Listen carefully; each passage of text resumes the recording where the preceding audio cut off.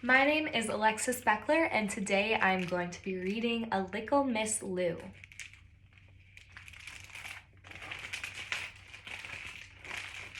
Louise Bennet loved words. She played with them. She ate them up for breakfast, served them with roasted breadfruit, a key, and saltfish. She swallowed each word whole. When it came to speaking, Louise's words got stuck in her throat, but she found a way to unlock them. Her pen was the key, and her notebook was the door.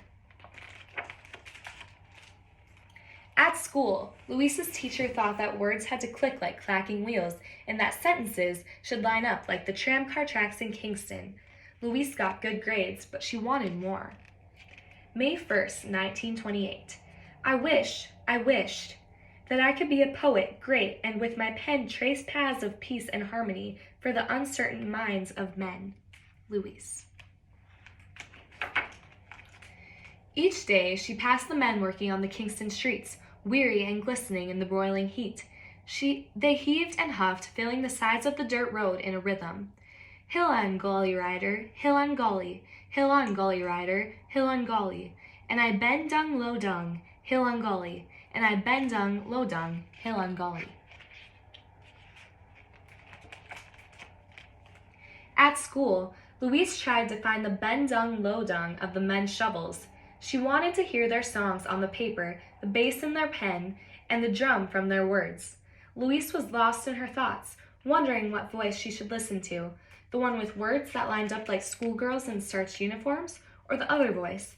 Louise Bennet, her teacher called out, you need to be writing.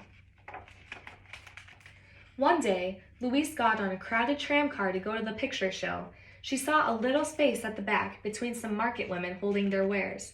Spread out yourself, Delisa, one woman warned the other. Dressed a come. Like a doctor bird's wings, the words tickled Louise's ear, and like peanut drops, they stuck. That evening, Louise sat down to do her homework. The special words snuck into the margins of her notebook pages. Something smart, something clever. What's this? Her teacher asked in class the next morning. This is not fit for a top school. It is certainly not why your mother sent you here.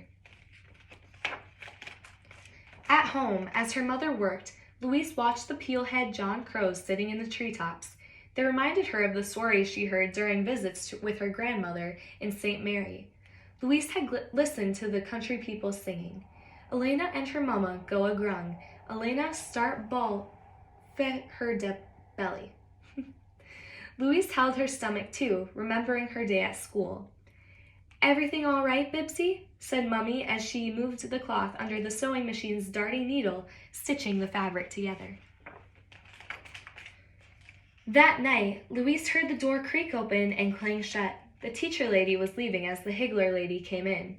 Their words danced through the walls lively, and Louise's ears perked up. Good evening, Mrs. Robinson. I must say I love this silhouette. Come here, Ma. Nah, Miss, de frock fit you nice. Mrs. Robinson, you have outdone yourself once again. A dat style wearin' now. Louise drifted off to the rhythm of Mummy's heeled shoe, hitting the tiled floor and lifting the pedal.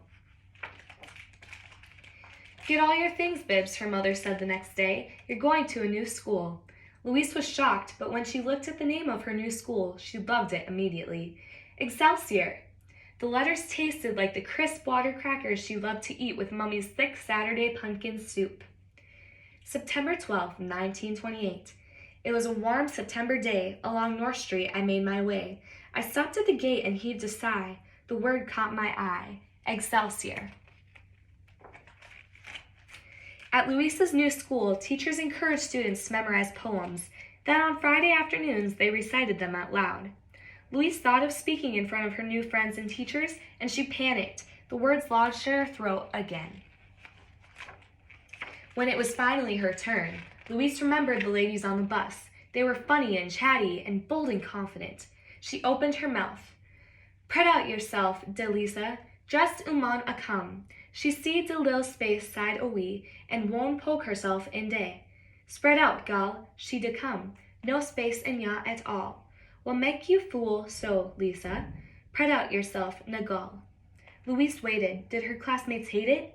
Would they think she didn't know how to talk right? Would her new teacher scold her? Instead, her classmates roared with laughter and clapped. Her teacher, Mr. Powell, even smiled.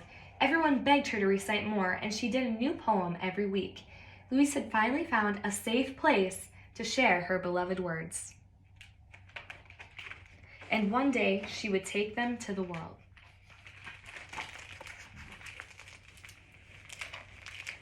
So I absolutely love this book. When I first got it, I read the first page and I was like, ooh, that's hard because it's Jamaican and it's just kind of hard to read out loud.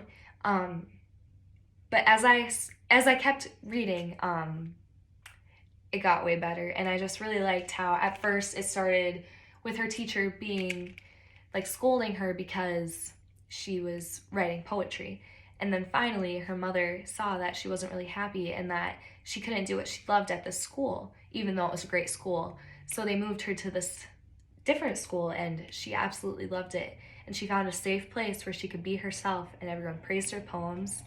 And I think that is a great story because it is perfect for kids to know with diversity, because not everybody is going to sound the same, not everybody is going to think the same or want to do the same things, but that's just why the world is such a diverse place. And so I thought this was an amazing book.